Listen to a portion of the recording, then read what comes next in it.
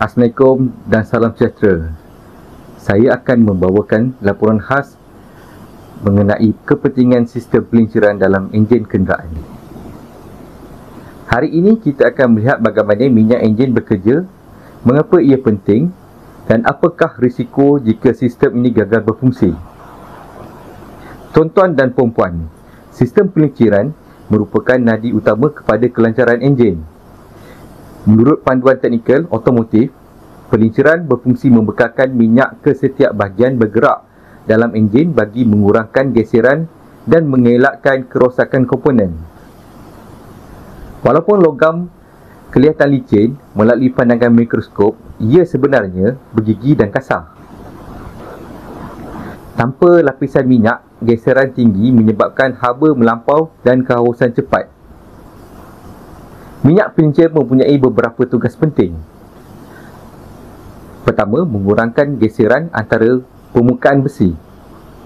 Nombor dua, menyerap dan membau haba, menyejukkan komponen enjin. Ketiga, membersihkan enjin dengan membawa karbon dan habuk logam ke penapisan minyak.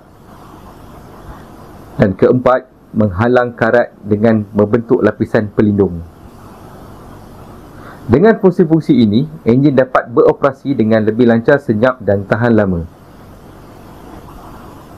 Antara komponen kritikal dalam sistem ini termasuklah oil pump yang bertindak sebagai jantung mengepam minyak ke seluruh enjin, oil filter menapis benda asing seperti karbon dan sepihan logam, oil pipeline iaitu laluan dan membekalkan minyak ke bahagian seperti crankshaft, camshaft dan bearing, oil sump untuk menyimpan minyak, dan oil pressure switch yang memberi amaran kepada pemandu jika tekanan minyak menjadi rendah. Jika pam gagal atau penapis tersumbat, enjin boleh mengalami kerosakan serius dalam masa yang sangat singkat. Apa yang berlaku jika minyak tidak mencukupi? Tanpa pelinceran yang mencukupi, kesan buruk boleh berlaku dengan cepat. Geseran tinggi menyebabkan komponen bergesel dan tercalar. Suhu enjin naik mendadak menyebabkan minyak terurai.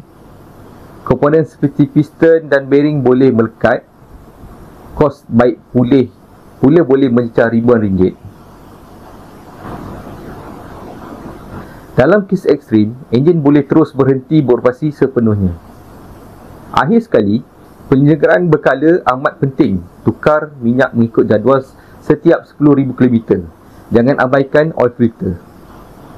Pastikan sentiasa memeriksa paras minyak melalui dipstick. Semua ini bagi memastikan enjin sentiasa berada dalam prestasi terbaik dan beroperasi dengan selamat.